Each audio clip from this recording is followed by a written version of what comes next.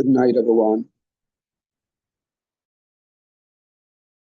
We're glad to have you joining us tonight in our self-esteem and personality talk. So again, we welcome you to the Family Life Club, International Word Power, Values and Attitudes, Self-Esteem and Values and Attitudes. Values and Attitudes, Self-Esteem and Personality Talk. We're glad to have you joining us. Those who are joining us on Zoom, we're glad to have you joining us. We're also glad to have those who are joining us on Facebook. We're hoping that when it's uploaded to YouTube, those who are joining us on YouTube or watching it on YouTube will find it useful. All right. So tonight we are streaming live to Facebook. Those who would like to join us on Zoom, please feel free to do so and to share the link with others. We are hoping that this self-esteem talk, self-esteem and personality talk will improve family life, will improve relationship, whether it be friendship, whether it be family, whether it be fellowship, or whether it be financial relationship. We're trusting that as we highlight the importance of believing in yourself, because it makes you attractive. People who have faith in themselves are more attractive. People who have confidence in their ability, assurance of their worth, and approval of their identity, they are more positive in their relationship. Yes. And they make relationship more entertaining, more enjoyable. It's less pressuring. People who lack confidence, assurance, and approval, they carry a certain strain in relationship. You sense the uncertainty in them. You sense the jealousy in them. You sense the feeling of inadequacy in them. The feeling of insufficiency. Yeah. Some never feel adequate. And no matter how much you praise a person with low self-esteem, it makes very little difference. Because the me I see is the me I'll be. So no matter what someone say, to encourage you, to make you feel, approved, to make you feel assured. Yeah, no matter what someone says, to make you feel assured, to make you feel approved, you are going to feel less than. And it has nothing to do with your friend, your partner. It has nothing to do with your spouse. The fundamental faith in yourself, faith in your ability was not developed in childhood. And so understand self-esteem. Self-esteem is central to what we make of our lives, the loyalty we have to developing ourselves and to caring about others. And it is at the heart of what we will achieve in the course of our lifetime. Understand that perhaps nothing affects health and energy, peace of mind, the goals we set and achieve, our inner happiness, the quality of our relationships, our competence, our performance, and productivity, quite as much as the health of our self-esteem. health of our self-esteem is crucial. Therefore, because self-esteem is so important to human endeavor, we need to know how we can best use our parenting or leadership time to help our children or members develop a sense of self that will yield inner strength and motivation. It will create a desire to achieve and excel and unleash the potential that will help them create for themselves a rewarding and purposeful life. We talk a lot about emotional stability. This is one of the most important roles of parenting or leadership. Yeah. Self-esteem affects everything we do. We need to be aware of that. Self-esteem affects everything we do. Yeah. Let no one fool you. It's a reality. Everything we do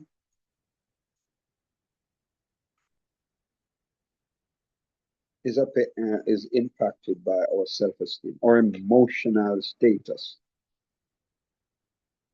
Yeah. And so it's crucial to make sure that we have positive self-esteem.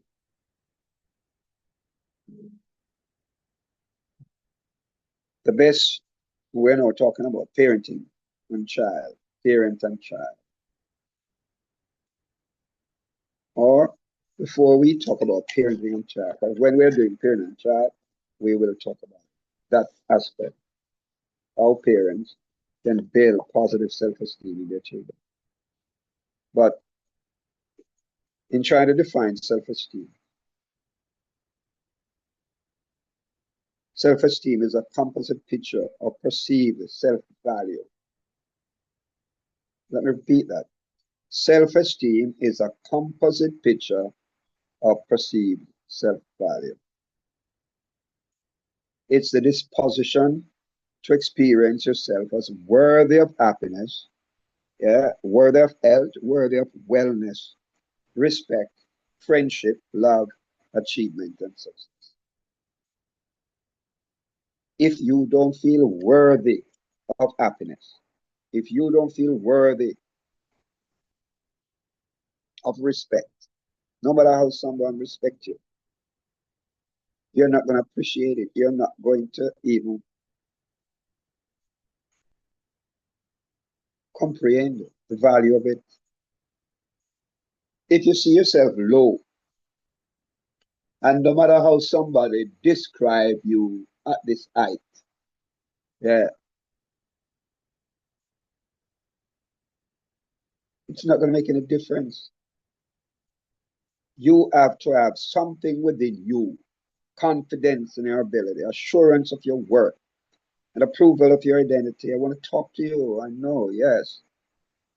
We have a lot on the slides yeah, to give you maybe about 30 of slides, but I want to talk to you direct. No matter how someone praise you, unless you have the capacity, the ability to accept, to receive, to inculcate, to let it get on the inside and strengthen you, affirm you. If you don't have that competence and ability, it's water and duck back.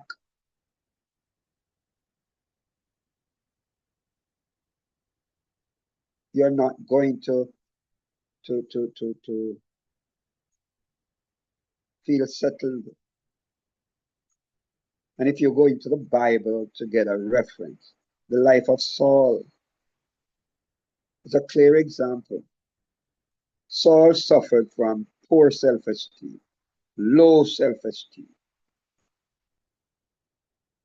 And all throughout his life, he was never able to fulfill the demands of God.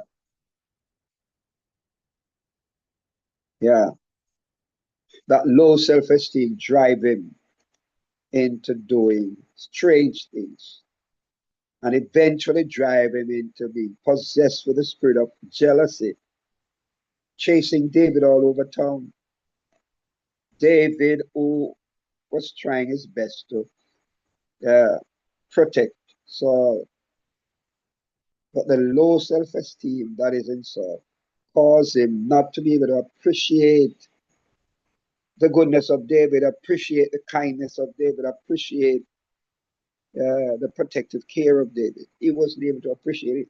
Jonathan, what a balanced self-esteem, was able to embrace David, love David. And so you can look at Jonathan, positive self-esteem, compared to Saul, low self-esteem. And understand, low self-esteem can drive you to nuts. That's why every week we spend time and try to help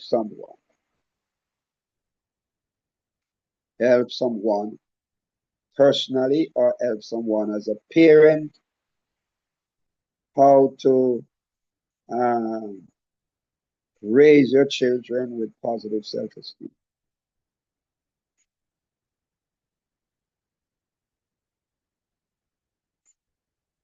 You must feel worthy of happiness. You must feel worthy of health. Your partner could be playing with you, but because your mind is messed up, not just your mind, but your emotions are damaged. You don't feel, you don't desire to share in the play, to share in the joy, to share in the delight. And it's like the Duke of York, the old Grand Duke of York. You don't know when they have to wait until you march up to the top of the hill to share a joke with you, to play with you, to tickle you if it's a husband and wife. Yeah, to feel comfortable in the present. Whenever you're marched down, he has to stay by himself or she has to stay by herself. And so this fluctuating, like a seesaw, yeah, today you're up, tomorrow you're down. That's you don't have emotional stability. People who lack emotional stability,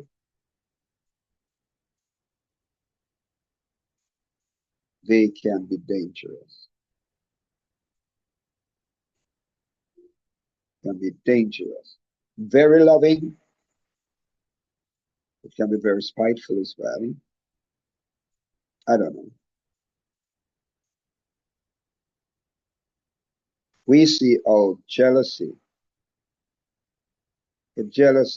is also, even though it's a it's spiritually driven, it's also emotionally um, sustained. Because if you have confidence in your ability, it's hard. It's hard for you to, to support jealousy. If you have confidence in your ability, it's hard for you to support jealousy. If you have assurance of your worth, it's people who lack assurance. Something in them tell them, no matter how beautiful you are not good. You are not good enough. No matter how, yeah, knowledgeable or educated you are not good enough.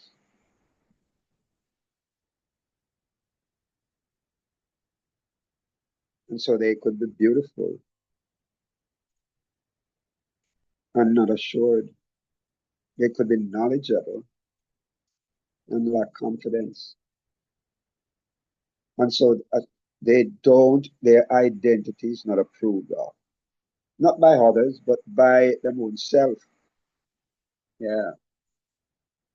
They see themselves of very little worth. They see themselves as You want to say nobody. While others are esteeming them, they cannot appreciate, accept the esteem, the praise.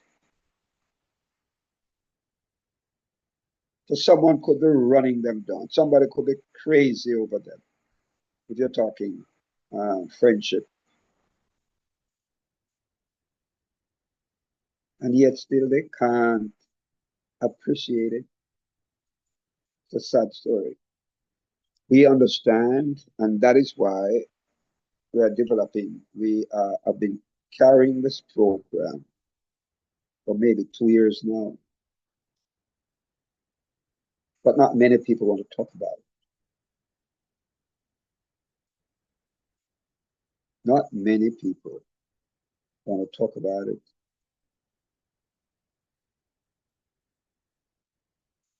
They would rather live with their low self-esteem and display jealousy and put others in bondage, put others in fear.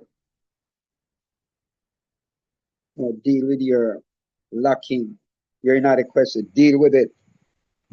It can be healed, it can be, yeah, corrected if you're willing to take a step at a time. Yeah, it can be corrected.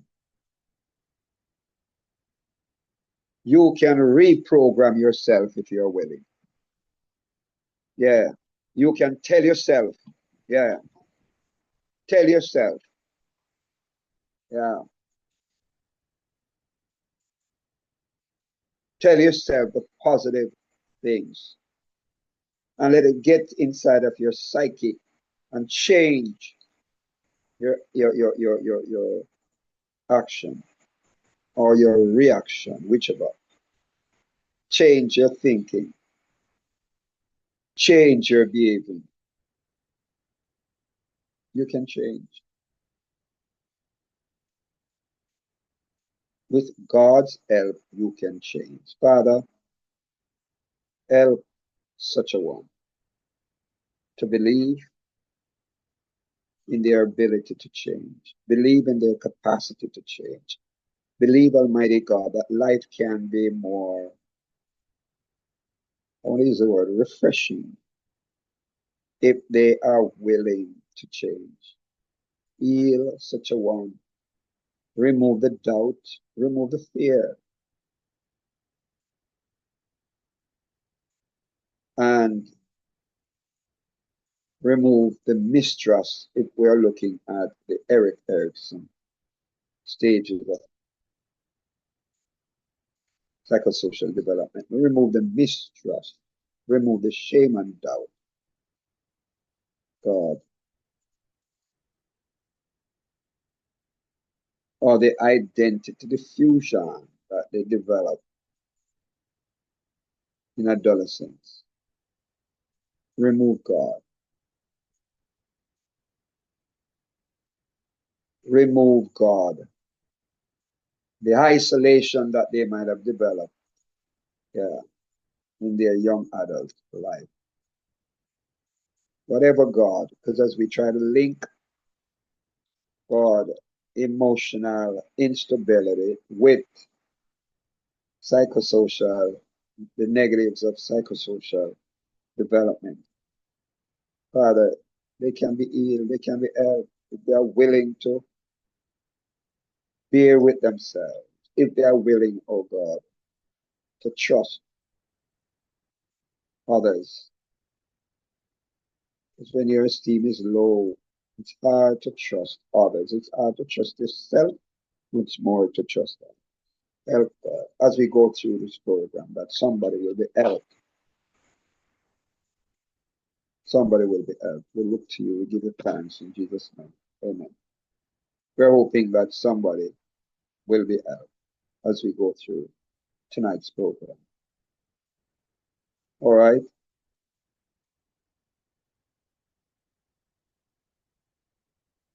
We're hoping that you will believe in yourself. Believe in yourself so that You can make yourself attractive. Believe in yourself so that you can make yourself attractive. Spend time, yeah, with yourself. Nathaniel Brandon, yeah, psychologist Nathaniel Brandon described he sees self-esteem as the integrated sum, the combined sum of self-efficacy and self-respect. And he describes self-efficacy as confidence in your ability to think and in the process by which you judge, choose, and decide. Yeah. It's knowing and understanding your interests and your needs. It incorporates self-trust and self-reliance. He sees Nathaniel, psychologist Nathaniel Brandon, he sees the experience of self-efficacy. The experience of self-efficacy, says, generate the sense of control over your life, the sense of being at the vital center of your existence, as contrasted with being a passive spectator and a victim of events. You can take charge. You can take charge and bring about change or bring about effective, yeah, control of your emotions. So he combines self-efficacy with self-respect. He says they are the dual pillars of healthy self-esteem. And if either is absent, self-esteem is impaired, according to Brandon. All right, we are going to share. We're hoping that as we share, that it will help you to develop confidence in your assurance and assurance of your worth and approval of your identity.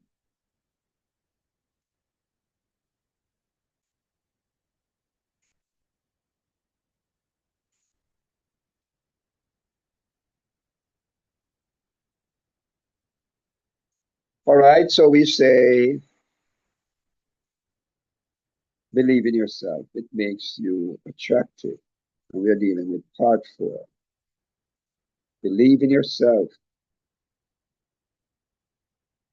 It makes you attractive. People who believe in themselves, they are more attractive to relate to. They are more attractive to talk with. They are more attractive. Yeah. Those that don't believe in themselves are prone to jealousy. Yeah. They are more controlling, or they make themselves easier to be controlled. That's what low self-esteem does. It either puts you at the end where you're controlling, the lack of confidence make you want to control rather than enjoy the freedom of mutuality and reciprocity, the freedom of exchanges, exchanging idea. Yeah, people are have emotional stability. They delight in exchanging thought, exchanging ideas, exchanging their views. And they don't feel threatened if their views are not accepted or their views are challenged. That's what makes them attractive. Eh? People with low self-esteem are easily offended. They are easily offended when you challenge their thinking or challenge their behaving. And they can't separate the behaving from themselves. So they believe that you're against them rather than against their behavior. or against their expression. They don't learn to separate the expression from themselves or the behavior from themselves. So if you challenge their behavior, you're challenging them as a person. It's unfortunate. People with positive self-esteem understand that the challenging of what I say is not challenging me, but you're challenging the idea. Yeah.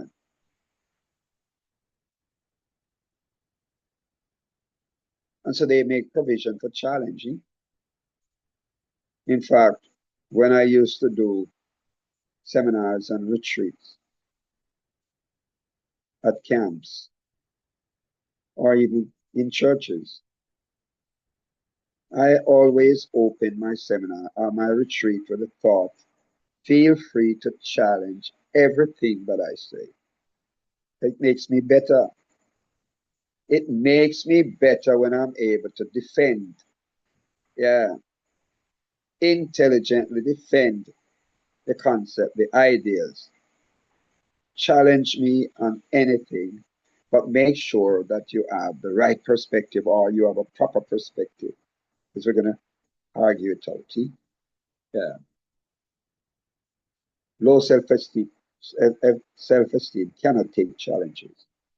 They are in a relationship and they cannot take challenges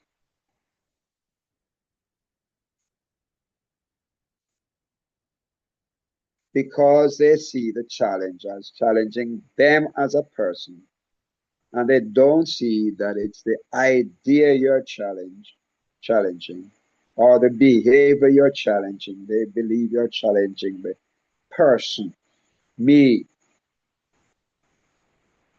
Yeah, they are not able to separate their words from their person. They don't make provision for challenge. It's unfortunate, but as we go, believe in yourself. That's what we're highlighting. Believe in yourself. It makes you more attractive. All right. So we're dealing with part 4. We always start with reassuring or um, encouraging. Try to develop confidence in your ability. Yeah.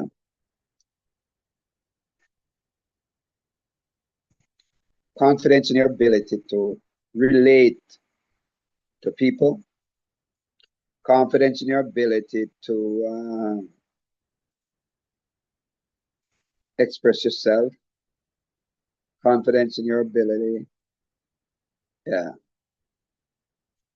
to do whatever skill you have to carry out any function, yeah, that you have the competence for. Confidence in your ability to maintain positivity in relationship. Eh? If you're moody, you're going to destroy the relationship. Moody people don't build. And whenever we say moody, it's the same thing as emotional instability. Your emotions, your feelings are not stable. So moodiness is talking about a fluctuation, up and down. March them up to the top of the hill and march them down again. Yeah. The seesaw, this minute you're up, this minute you're down. We don't know where, yeah,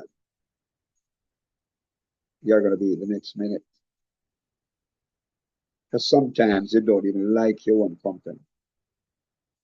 That's what happened to people who don't believe in themselves, people who lack positive self-esteem. They don't even believe in themselves. They don't even enjoy their own company. So if somebody despises their own company, it's hard for them to accept you or accept your acceptance of their company. And in the back of their mind, or when you're not saying anything, they believe that you are discussing them.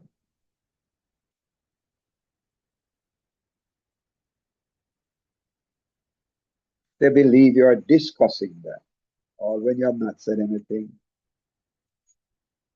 because they don't approve. Yeah, sorry. Because they don't approve. Yeah, they don't have feeling of worth, and they don't approve. They're not approved. Their identity, they're not sure who they are because they don't have assurance and they don't have approval. They can't live with you. Let's say it's a friendship, marital friendship. Yeah, a loving friendship. They can't live with you um, without feeling unworthiness, or they can't live with you without feeling that inside of your mind you don't accept them. You could be doing everything to show love, and at the end of the day, they can't accept it, and it's not your fault.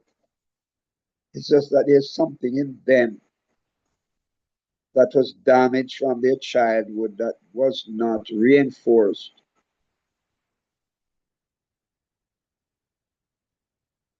It was not reinforced maybe by hugging, or reinforced by telling, talking into their most, talking to their life. And so they grow up with the lack. So the assurance of their worth was not reinforced in a practical way so that they grow up, that part of them grow up knowing that they are loved, they are cared for, they are wanted, yeah, they are appreciated. So that part of them was not developed. And it's hard to develop that in in marital relationship.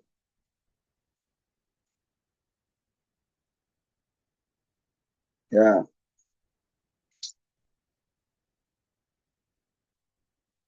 So it's hard to build stability if somebody comes in with instability.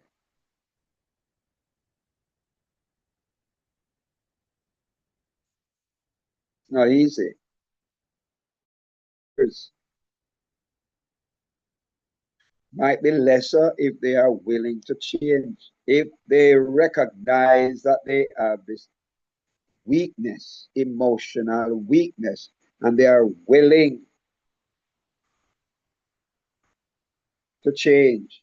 They are willing to learn how, yeah, to practice confidence, how, yeah, to build assurance of their worth. Assurance of worth is not by putting on expensive clothes. But a lot of people out there in expensive clothes, they feel like trash because the clothes don't make you feel emotionally. The clothes don't give you assurance of worth. It must have been developed inside of you from a child. Yeah, you could be a well dressed. Yeah, feel like, yeah, people out there well dressed, well put together, well, yeah, and they feel like trash. Yeah, they feel like trash. You can't understand why. Yeah,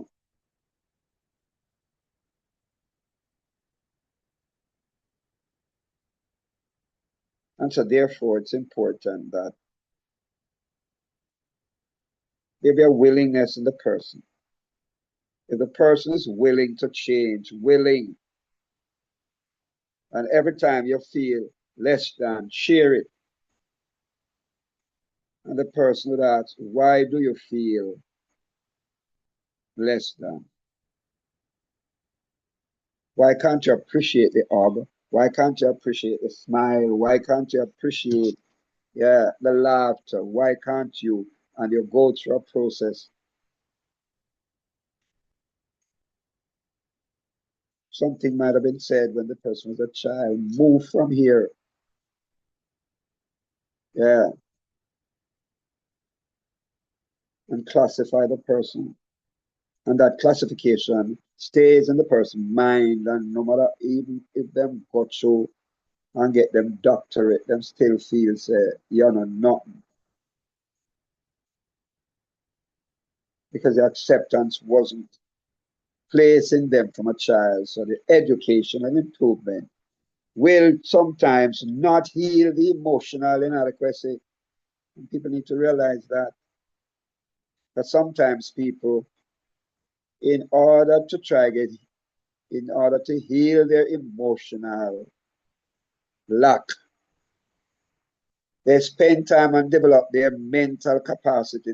Yes, and so they go, yeah, and try hard to develop their mental capacity. Don't realize it still don't change your emotions. So you could get your doctorate and still feel like trash because mental development does not change emotional instability. It's not your mind that needs to be developed, it's your emotion.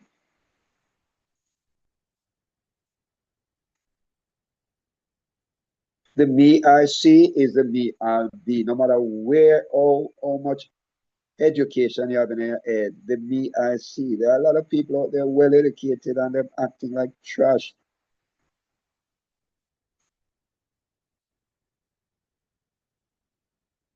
They can't see worth in themselves. And so therefore, believe in yourself. It makes you beautiful. You have some people that don't have natural beauty, but because they have that confidence, that assurance, that approval, yes, they project themselves with this awesome, yeah, this this aura, if I may describe it, this climate, this, yeah, they project themselves as overwhelmingly confident, overwhelmingly assured,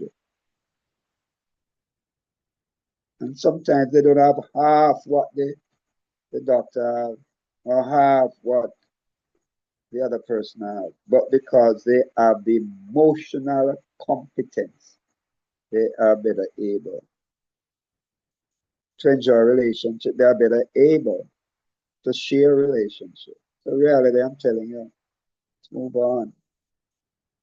We dealt with this last week. We're just quickly going through it because some of the emotional instability could be, as we said last week, developed from early infancy, mistrust, and later infancy, shame and doubt, early childhood guilt, middle childhood inferiority, don't it?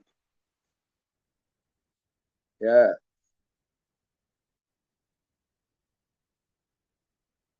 And so it could be developed from early childhood.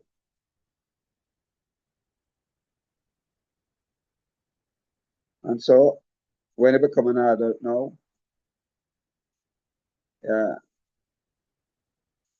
you're suffering from mistrust, you're suffering from shame and doubt, your emotions that it now affect your whole personality. You're suffering from guilt, inferiority, role confusion. You're suffering from isolation or stagnation. For those that, yeah, and despair.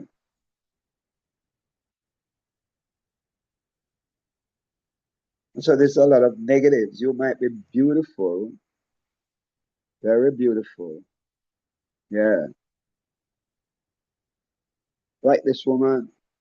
Yeah, but and maybe have a good job, a good office job, or a good, you understand, supervisor job, manager job, or whatever. But She carries a lot of negative in her relationship. She's not able to enjoy the beauty of the relationship because all these negatives are impacting her. And it might not have anything, the man might not have anything to do with it.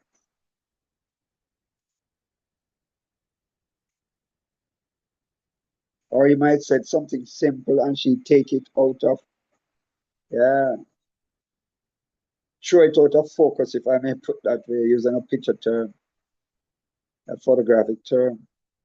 Throw it out of focus. And most times that's what people who suffer from low self-esteem, they throw out of focus what is said. And they go on a tangent, don't it? Yeah, they now take something that was not intended and start build, yeah, a castle around it.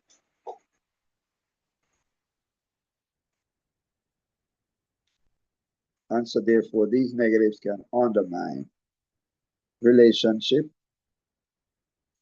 Those who build trust, independence, creativity, diligence, sense of responsibility, intimacy, maturity, and integrity are better able. These are the positive. They are better able to manage challenges. They are better able to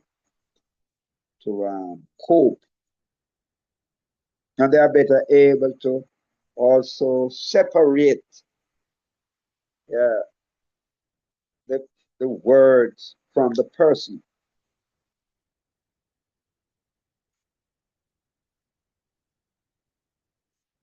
People with low self-esteem or low, yeah,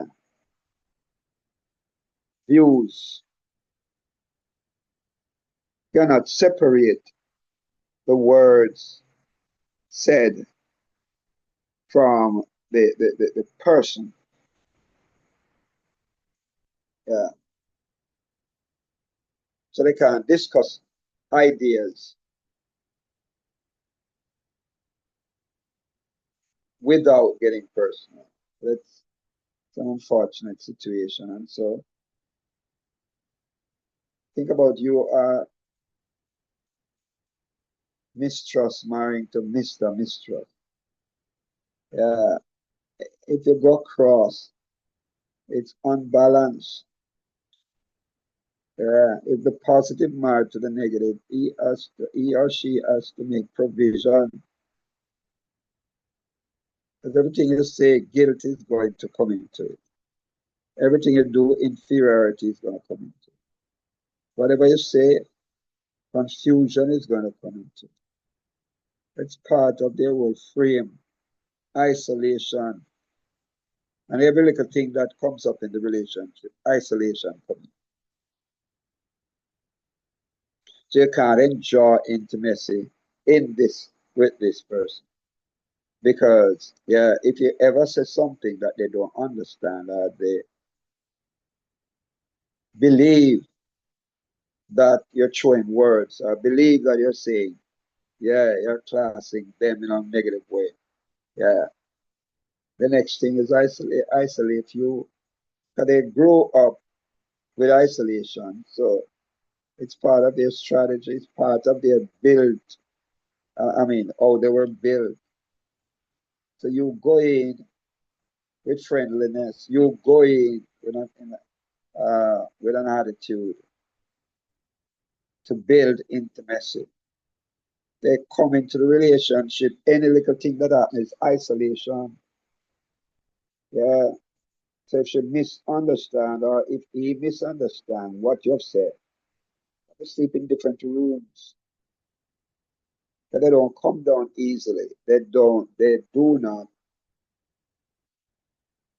come down easily.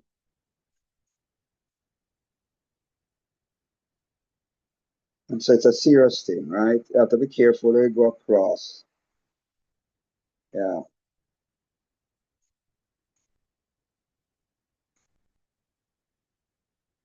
I am promoting like for like. It's an unfortunate thing. If you go like for like, it is saying those who are balanced should marry to those who are balanced. And those who are unbalanced marry to those. I don't know. It's not a comfortable thought. But what do you do? What do you do? It's hard to change Saul. Hard to change Saul. So I messed up from a child.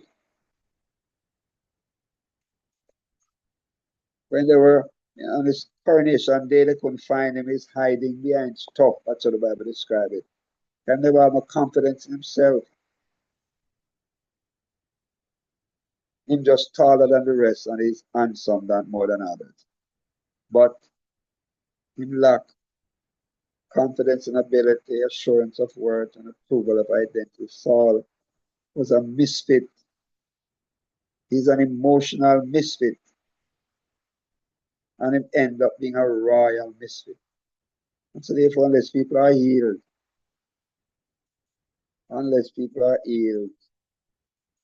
this is what's going to happen. They are going to give opposite behavior. It's important that people should spend time to seek healing and deliverance.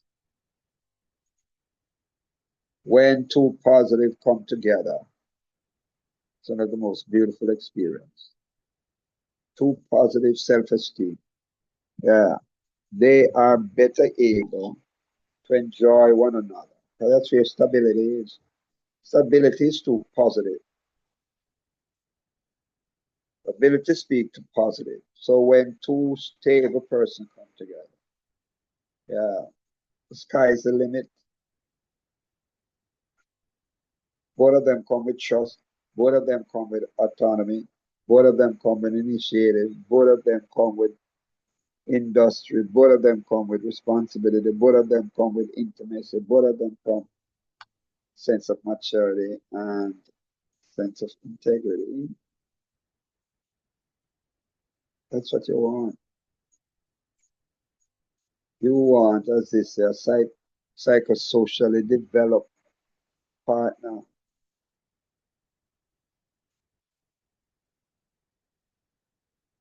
Because otherwise, life is going to be a daily misery. If the positive self-esteem married to the negative self-esteem, life could be a daily misery. Yeah. So here they are sharing the 6 vital ingredients of emotional stability: identity, purpose, security, acceptance, mission, safety. Yeah.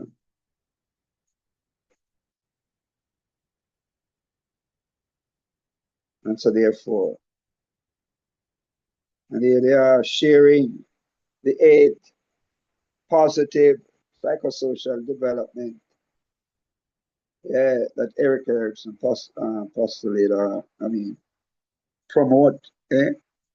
Yeah. Emotional stability, it brings, blends, bonds, bind, builds. When you're stable, yeah, I feel positive to get out of it.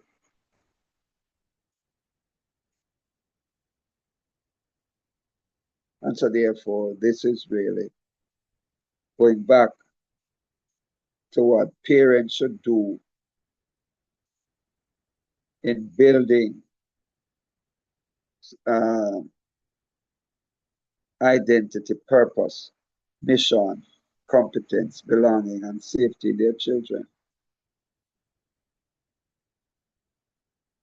Spend time and work on developing their sense of identity, their sense of purpose, their sense of mission, their sense of competence.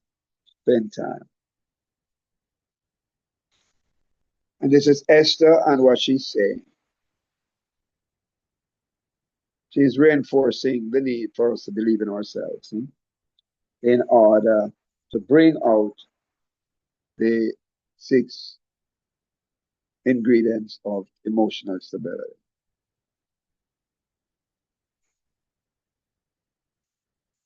Mordecai spent time with her and developed emotional stability.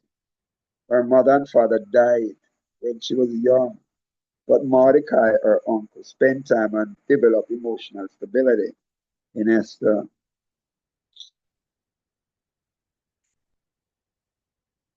So when she became queen, she went into the position with a sense of identity, the sense of purpose, sense of security, sense of acceptance, the sense of mission, and a sense of safety. She went inside there emotionally stable, unlike Vashti. Yeah, Esther was emotionally stable. And it makes her attractive. We're not talking about physical attractiveness now. Physical attractiveness is what you're born with, a gift that you get from God. It's how you can be physically attractive and emotionally damaged, and that would cancel your physical attraction. But what is shining through her smile, it's not just the physical attraction, it's the emotion. Yeah.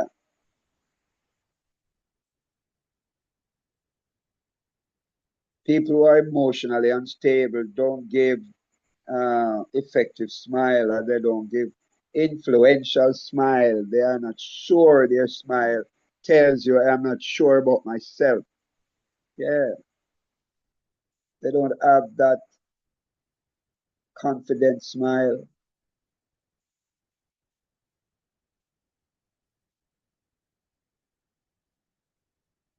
They walk with a question in their mind. Who am I? Why am I here? Where am I going? And you can see it. You look on their face and you see the doubt plaster. They are beautiful, but beautifully driven by doubt and fear. And so Esther, the beauty of Esther is not just the facial beauty, but the emotional beauty. Yeah, the emotional beauty.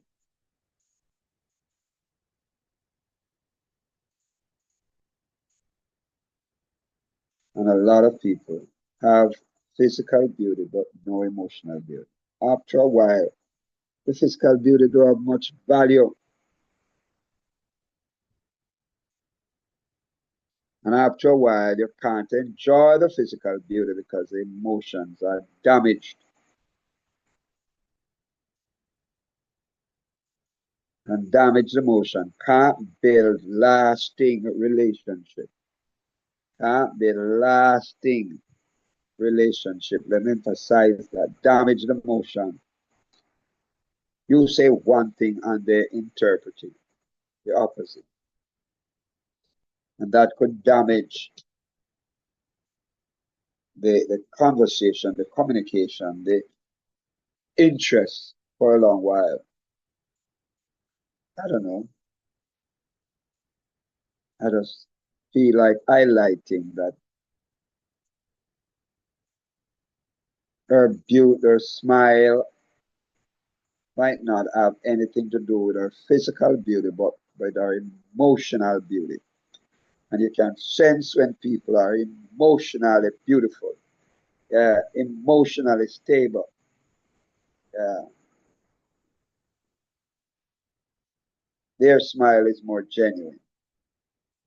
But the emotionally unstable person, yeah, a fake smile, surface smile that does not go down to the depths of their emotion and of being.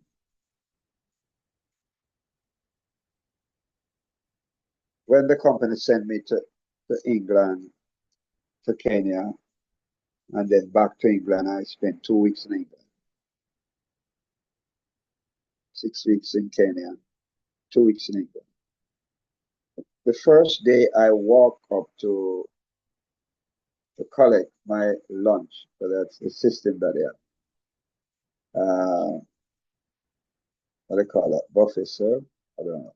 Anyway, And this lady, white lady, seen me for the first time, and she gave me a smile. I don't know if they call it British smile. And before I could respond, she drew it back. It wasn't genuine. Yeah, fake, false, and fictitious smile of this English lady. I never forget it. Because at first I was coming into this fake, false, and fictitious smile. And so most people who have emotional instability, their smile is not heart deep.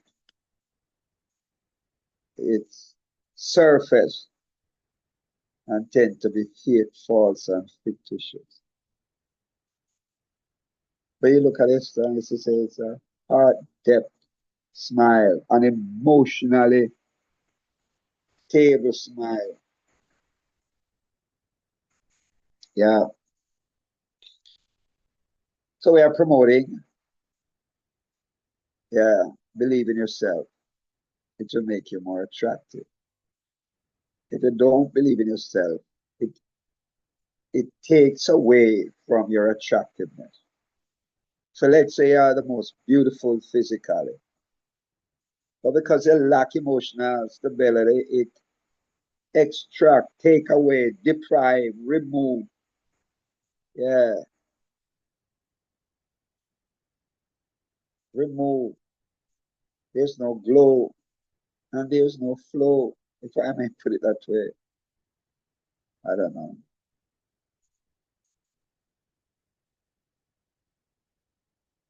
Just like here, she is a beautiful woman, but there's no glow and there's no flow. And this might not be because she is emotionally unstable. It could be a response to the instability of her spouse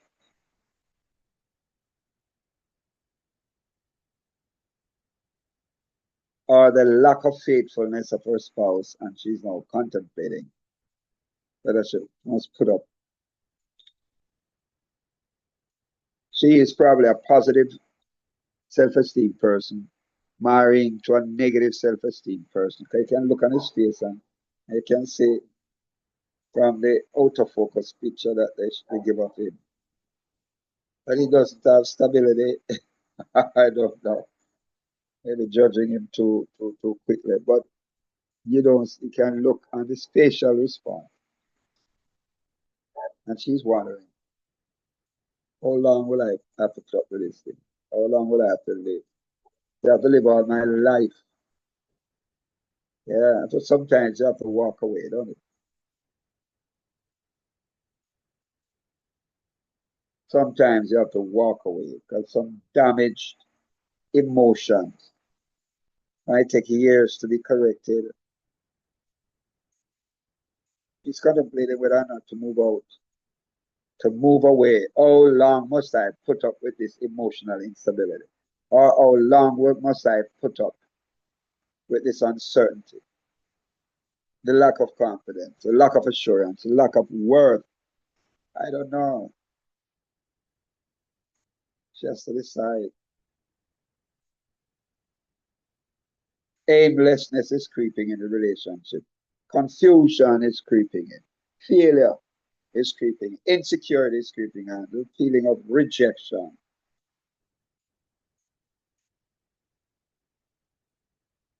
And so she don't feel safe.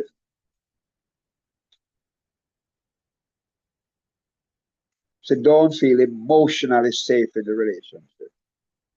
He's not reliable anymore, and therefore, like she have to live every week is another excuse, or every month is another excuse. The devil made me do it. Why you do it again? And like Flip Wilson says, the devil that made me do it. And he will cry. I didn't want to do it. The devil made me do it. And she's now contemplating how long, how much more should I put up with this devil made me do it argument. When I believe walk another road, but the devil don't walk on it. The reality. We show it in picture form, but it's a reality. Many out there are struggling to live with those that their parents did not spend enough time with to nurture them. Everything starts with the parents. They get a clean slate, yeah, and some mess up the slate, clean slate, and some mess up the slate. I'm telling you that. And so if you're married to a damaged slate, Jesus, Father, have mercy. What do you do? Some parents mess up the slate. I feel it. And so, but if they are willing to learn, if they are willing to change, there's potential. If they are not willing, they beat the life out of you. It's another damaged slate. She married to another another damaged slate. And she's there contemplating, should I or shan't I? Yeah, how long? 10 years I'm putting up with it. I'm never live my life.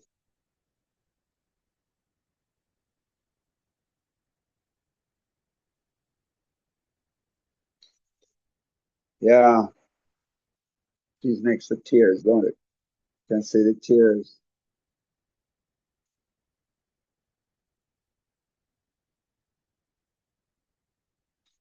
I don't know. Sometimes, how do you describe it? It's not the, it's sometimes it's a parental thing.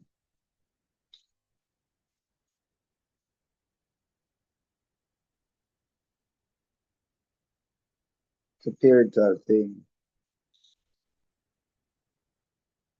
It is crucial for parents to spend time and develop their kids.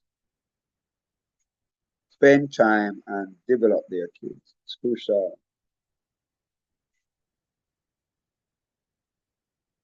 But one of the problems as well, if the parents weren't developed, it's hard for them to develop their kids.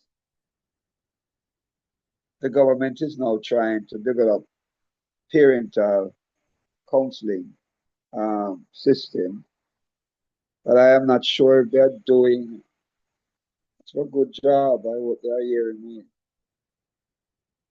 I've been to a number of their conferences, but we don't feel the impact of it in communities, don't it? Yeah, I wanted to do a program. Yeah, I wanted to do a program, but never get around to set it up. There's not enough being done to ensure that parents are are trained, developed to help develop their children, whether it be psychosocially or emotionally. Yeah, there's more emphasis being placed to develop the children mentally. The education system is more basic, it seems, to develop the child um, mentally. So they feed a lot of information inside the child head, and there's not much that is fed into the emotions of the children. Children come up, yeah, or to change the psychosocial, I call it misfit. So the child that goes through with mistrust might come out brilliant, but they still have mistrust in their system. A lot need to be done to develop wholesomeness in the student, so that what they miss from their parents is school will trap it. Yes, that is what needs to happen. what they miss from home as far as psychosocial development or emotional development. The school system should be able to trap it. The guidance counseling department should be able to trap it. Uh,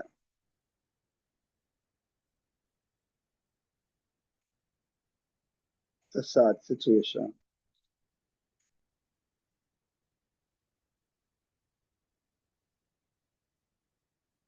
Sad, very sad situation. And you feel it for those who get hurt. You go in with all positive expectation. Yeah. And your parents spend time and develop wholesomeness in you. And life so, yeah, trap you that you fall in love with a misfit. What do you do? Fall in love and marry a misfit.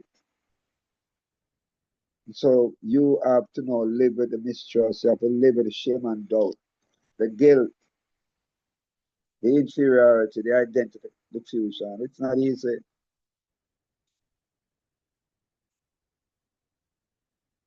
You have to live with the isolation. You have to live with the self-absorption. You have to live with the disgust, according to Eric Erickson. What did you do?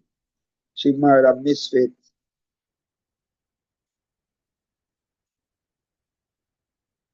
And let's say she's in the marriage for 10 years. She's no wonder. Oh, that's something to live. Yeah, feel it, yeah, what is. Yeah.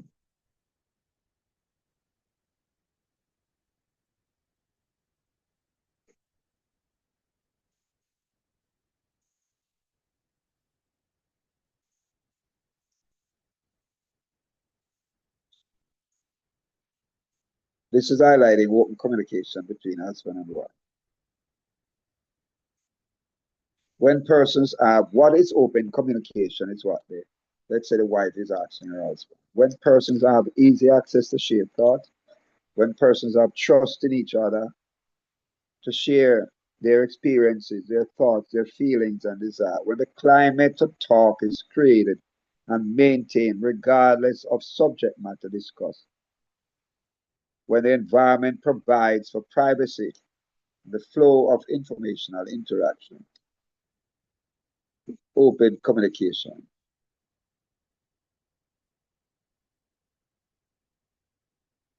It's a beautiful thought when the door is open. When the communication door is open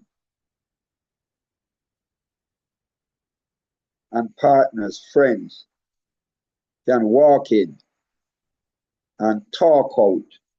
Yeah, walk in and talk out. It's a beautiful experience. But sometimes it's not easy to get the door open. You go inside with an open door policy. An open door policy now. We are now talking about your heart is open, your emotions are open, your mind is open to share yourself without being judgmental, without being critical. Yeah, but then the other person is closed. You can blame the person for being closed as well.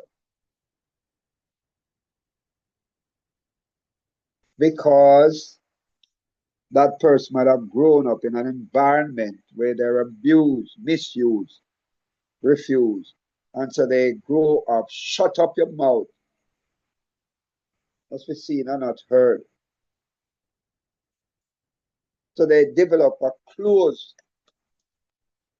communication approach or attitude. When you don't want to talk and the person don't want to talk. When you want to play and the person don't want to play. When you want to, listen, I don't know. I don't know if that's what is happening over here. One is open and the other one closed. I don't know if that is it. Or it's just such a murder misfit. It's a sad situation. And a lot of relationships are going through the struggle where they open marriage to the close. You know, want talk, you know, understand? Yeah, but you like to talk, so turn on the television and make it talk to you. You want to talk? Turn on the television. Wow. Yeah, but I want to exchange my views with you. I drop any views to exchange with you. And not only that, but me is tired. Can't take no more argument in my ears. You never hear that silence is golden. But,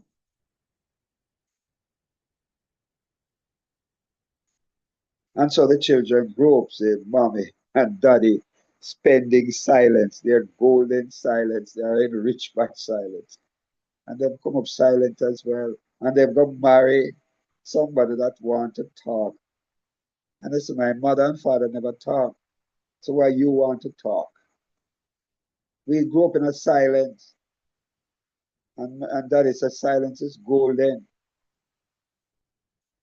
Yeah.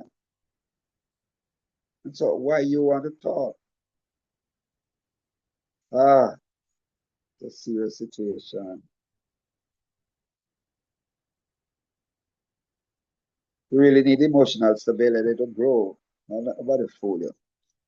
You can't grow without emotional stability. The mere C, the mere B, concept, controls, conduct. You can't grow without emotional stability, right?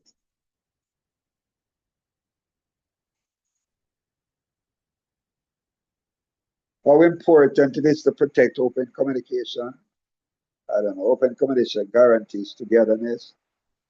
Yeah, it builds companionship.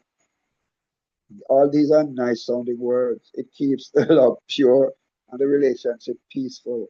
But this is if two open married together. But if a open married to a close, what do you do? And most times it seems like that is what happens. Satan take a close and bring the close to go married to the bring the open to go married to the close. Think of an open door married to a closed door. Open communication person married to a closed communication. One want talk and the other one don't want to talk. Jesus. Life can be miserable. Miserable for both.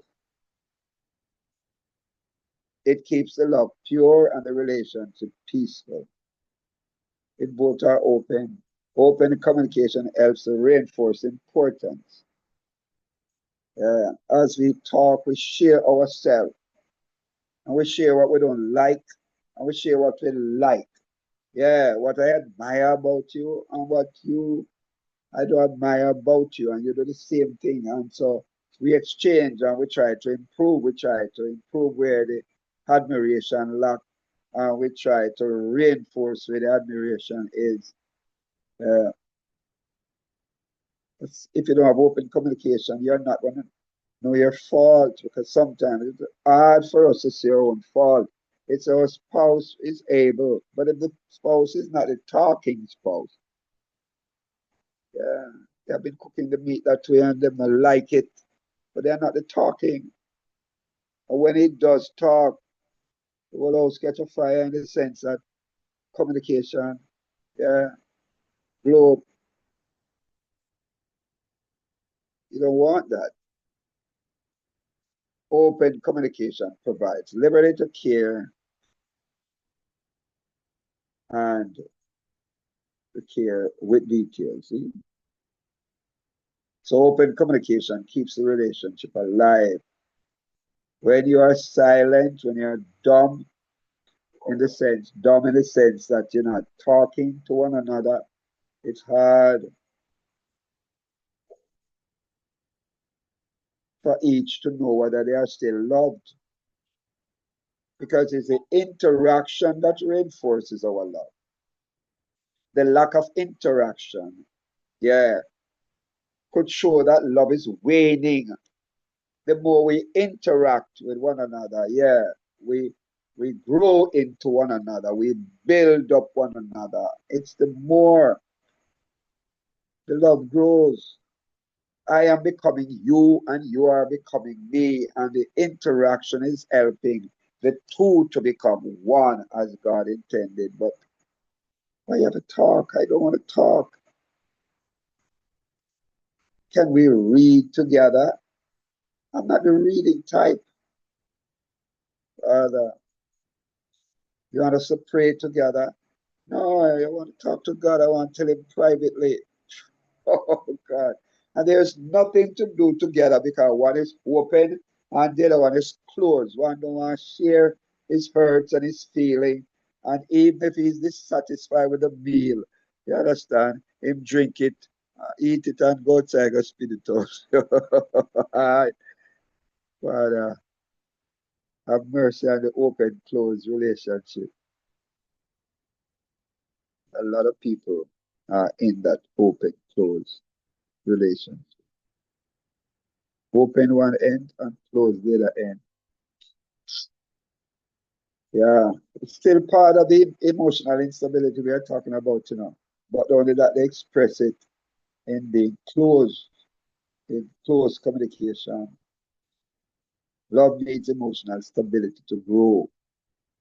And emotional communication, emotional stability enables open communication. Instability shut up everything. The instability don't feel. They don't feel important. They don't feel loved or they don't feel confident in themselves. So listen, yeah. And tell themselves, I'm not a conversationalist. I am not verbose. I don't know how to cross my T, across the T. Yeah, and dot your high and everything. You understand? And they turn it into an English professor class, a professor English class. They make you look like an English professor because, or yeah, or worse if you ever go correct them. That's another thing you need to tell spouse.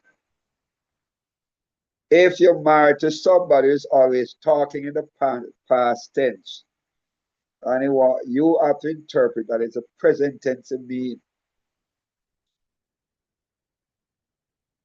yeah, we are to go, yeah, we are to go to Spanish Town tomorrow. Don't tell him, say, we will go to Spanish Town tomorrow.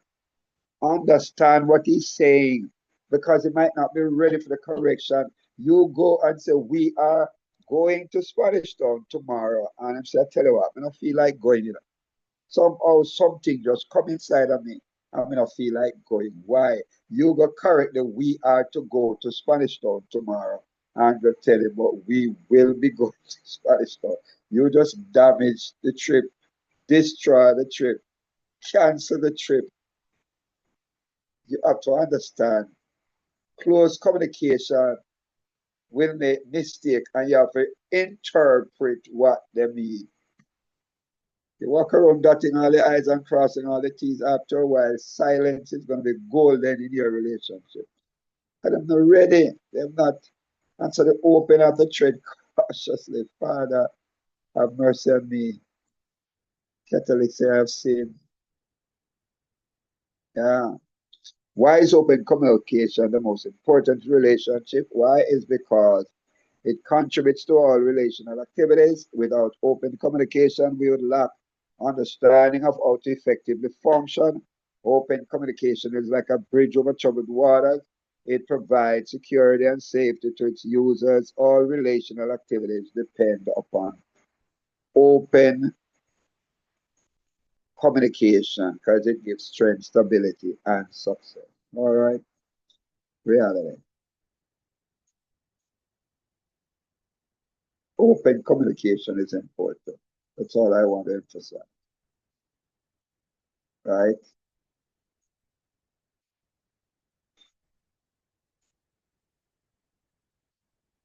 So we say love and submission is inextricably linked together. But all right,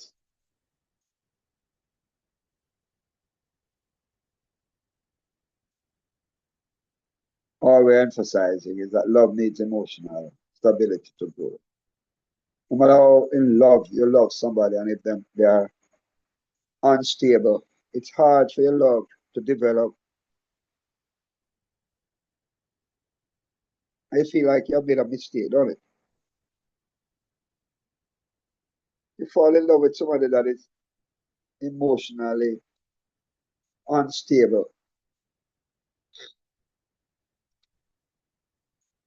God can't help you not to feel like you have made a big blunder because your love is going to be challenged. Just like how Abigail and Nabal challenged.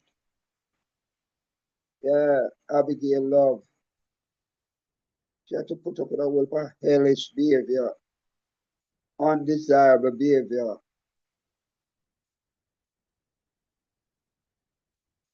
from Nabal. It's God knock him out with a heart attack. Yeah, to set her free. The man is ungrateful, spiteful. What else? So you know Abigail is an open communication woman. And she got married to Nabal, a close communication. She can't talk to him. David coming to kill her, the whole bunch of them. And she can't talk to him. And even the servants in the make sense to tell him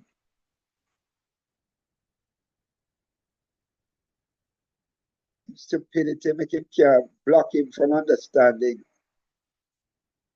even the knowledge, even not simple knowledge. David is coming to wipe out the whole family. She have to act, yeah, and use her open communication to face David and tell him that the wrong thing you're doing. You're gonna be king, don't mess up your profile. You won't be able to put it on Instagram. Or if you mess up your profile, you might not be able to put it on TikTok. Yes. And so welcome to all those from TikTok who is on the Zoom, or those who are on Facebook. Don't mess up your profile. That Abigail telling you won't be able to put it, yeah, on TikTok or Instagram. Wow, it's interesting. Open communication. It's a beauty when you see two open communication, like what is happening here. It's a beauty. I'm telling you, it is a God-given beauty when an open communication man finds an open communication woman. Almighty God. And the two of them blend communicatively and they can talk and share idea. Yeah, and even challenge each other and nobody no feel jealous and nobody no feel threatened and nobody no feel, yeah, offended. It's a beauty. I'm telling you to listen down, sit down and listen. Yeah, to the man articulating and the woman, yeah, with her verbosity, and the two of them are share ideas and it a flow without any animosity, without any bitterness. God, like heaven and earth, don't it? I'm telling you, it is a sad situation. Him to be in the presence of Nabal, talking down to his wife Abigail, makes you look like trash. Yeah. And the servants them see it and know it's not a good thing. It's not good and them can't do not about it or else them get for them. Brethren, I don't know. Emotional instability, it's painful. But we trust God. That love will be relaxing in your relationship. Yeah. That love and submission will bring, will blend, will bond, will bind, will build. Yeah. The love is comforting. When you are emotionally stable, love is comforting. Submission is entertaining. Yeah, is embracing. That's Ruth and Boaz. Love is relaxing. Yeah, Love and submission is a powerful emotional combination. All right. I know we have shifted from emotional instability and we are now linking love and submission. Because understanding that submission can only be done, you can have two submission, two type of submission. People with low self-esteem can submit, but they submit like a slave. They feel a sense of obligation because of their worthlessness, the feeling of worthlessness. So they create a master slave atmosphere in the home. And anything, let's say the man is a master, they operate and you go into some home and it's a master slave husband and wife relationship. That's not what we're talking about here. That submission is not healthy. That submission is not God glorifying as far as I'm concerned. The two can become one because one is master and the other one is slave. And so if you become one, you're part master, you're part slave. That's not what God intended. In the emotional unstable person can act in a debasing, defacing way in order to make them feel comfort, make themselves feel comfortable. Yeah, by yielding themselves beyond the call, yeah, turning themselves into a slave, are used and abused by the master.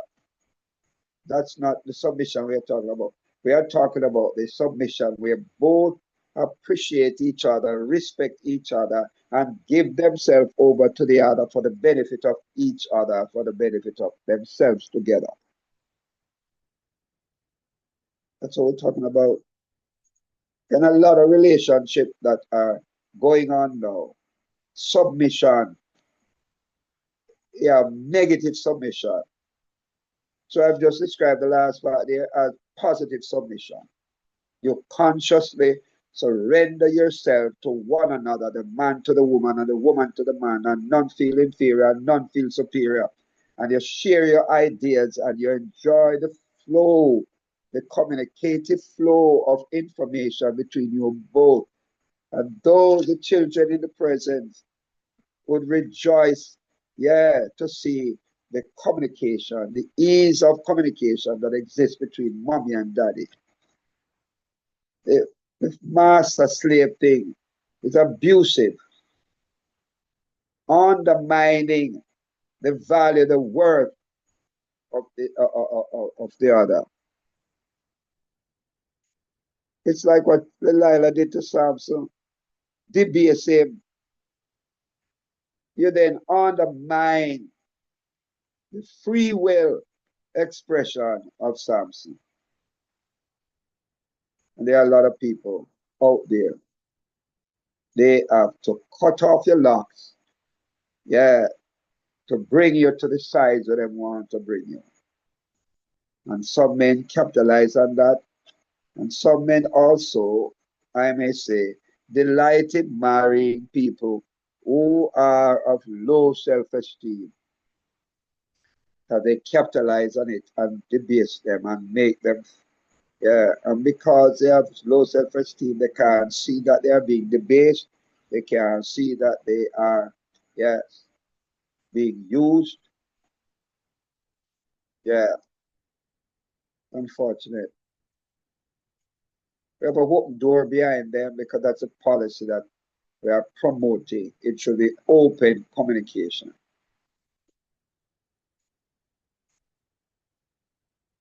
where anyone can raise an argument, anyone can present an issue, anyone is free to go into the door and to invite the others through the door, the other through the door.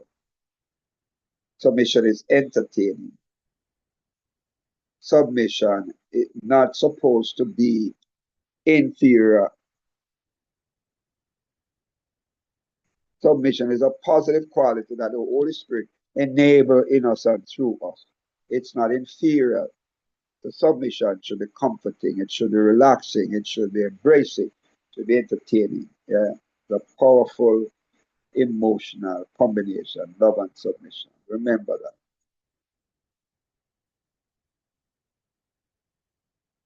Love needs emotional stability before. Just remember that. All right.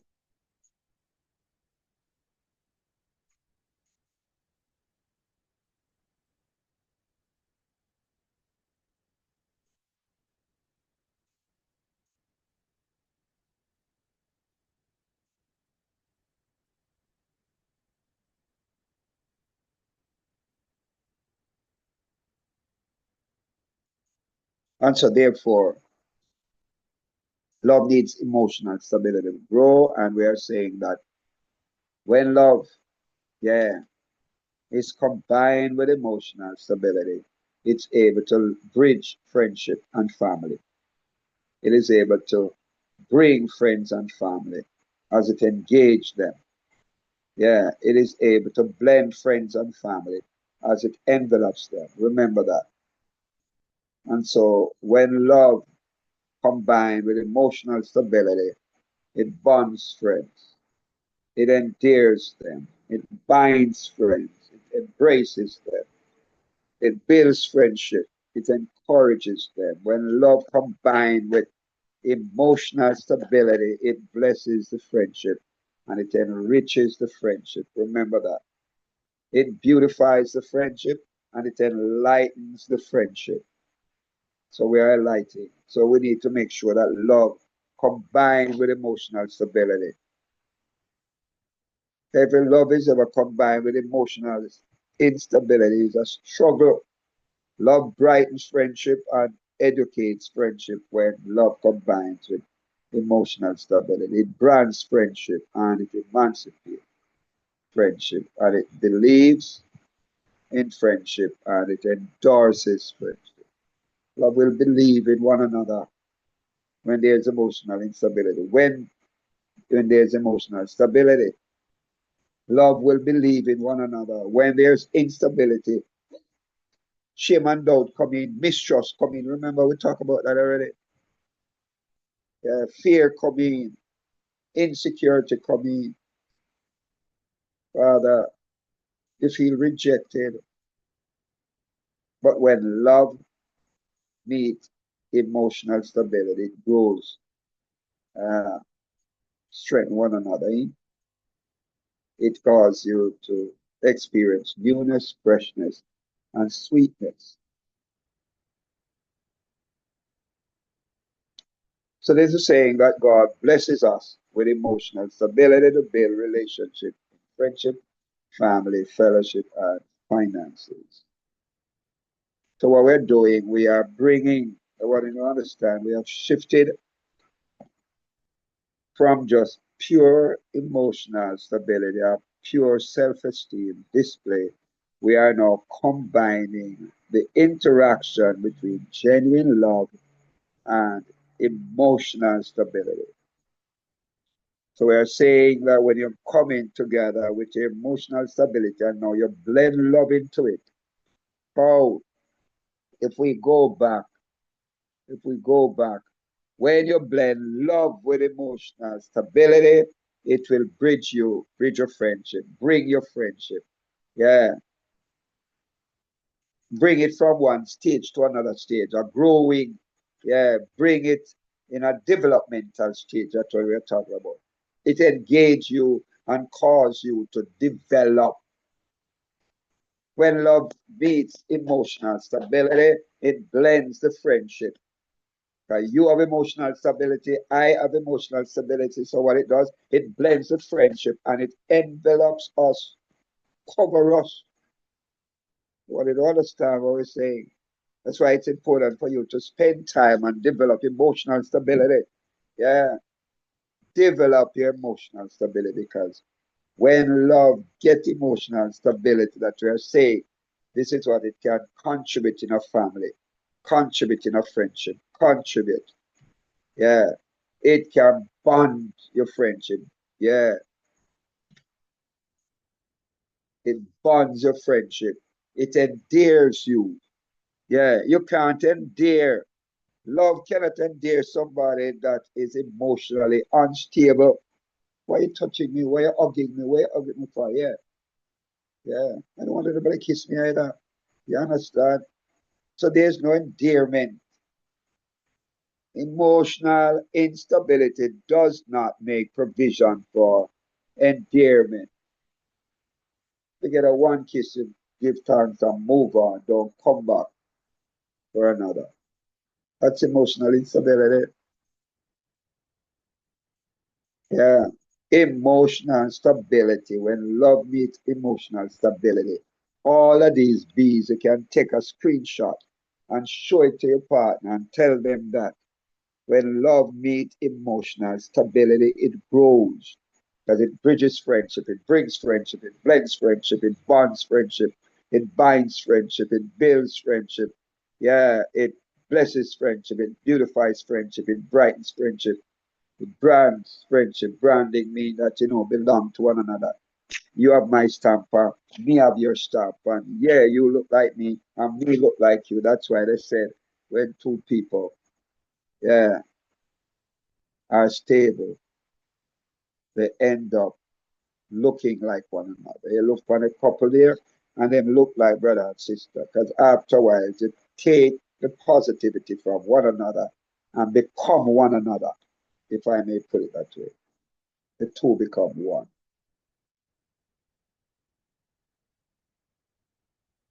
It's important that love should get. Love is searching for emotional stability. Because love cannot function, let me repeat that. Yeah, in an atmosphere of instability.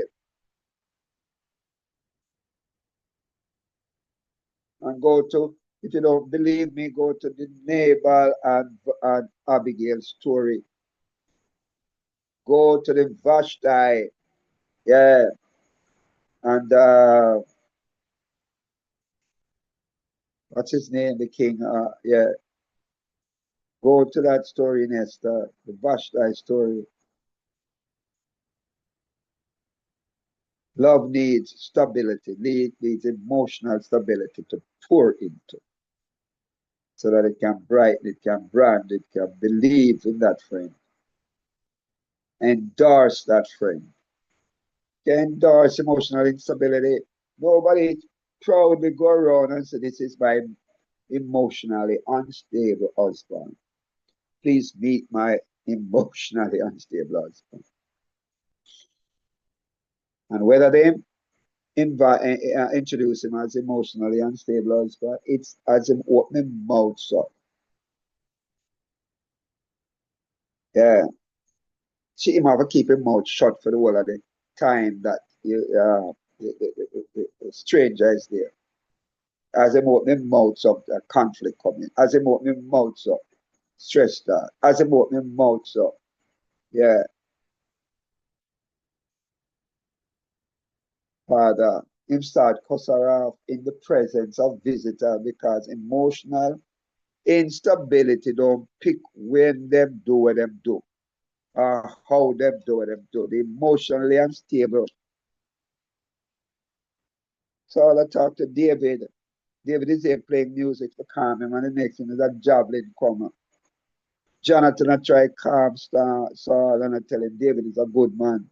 David protect you. David, yeah, go out and fight for you. And there's a javelin coming after Jonathan. Because that's what emotionally unstable people do. They can't feel competent. They can't feel comfortable. They can't feel connection. They can't feel compatible. They can't feel complementary. I mean, they don't feel connected. They don't feel close. No matter how you try, you could have force upon them. There's a distance between stability and instability. Yeah, I don't know. We'll talk more about it. We're going to use this as a prior point. All right. It's a sad situation, but It's a reality. Father, we ask you in your loving kindness to remember those hurting couples.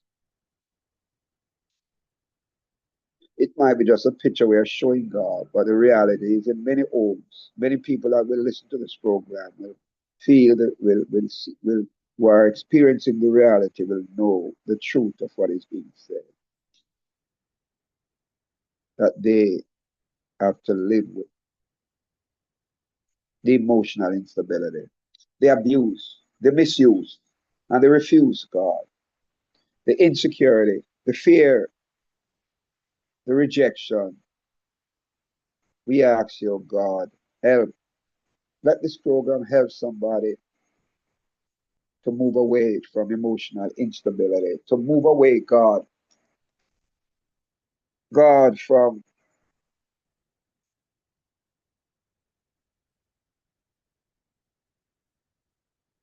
the diminishing return that their marriage is experiencing, the declining effect, oh God, that they are, oh God, experiencing, the despairing condition, oh God, that they face because of shame and doubt in their partner, because of mistrust in their partner, stagnation, or it could be isolation, God, whatever. So they are not able to enjoy. We talk about love, sharing with emotional stability, how it can grow, God. We are asking you, help them to experience change, where their love can combine with emotional stability or to bridge their friendship, to bring their friendship, to blend their friendship, to bond their friendship, to bind their friendship, to build their friendship, bless their friendship, beautify their friendship, brighten their friendship, brand their friendship, and believe their friendship, so that they can have the experience God, elevating one another, engaging one another, enveloping one another, endearing one another, embracing one another, encouraging one another, enriching one another, enlightening one another, educating one another, emancipating one another, and endorsing, bringing them, oh God, to enjoy emotional newness, freshness, and sweetness in their relationship. Have mercy, O God, and help somebody who wants to change, oh God, from emotional instability so that they can have the riches, God, demonstrated in their friendship, in their family, even in their fellowship and their finances. Let your will be done. Let your name be glorified. We give you thanks, God. Hallelujah. We give you thanks for blessing this couple, Father. Yeah, with emotional stability. Bless them, O God, with self-efficacy and self-respect as they grow into one another, God.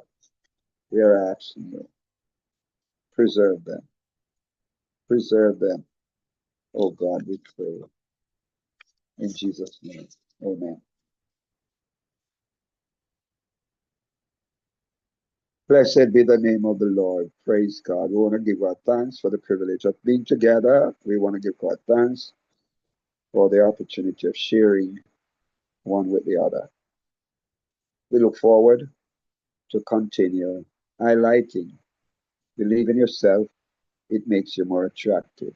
Tell somebody about it so that next week Wednesday, they will be able to enjoy the program.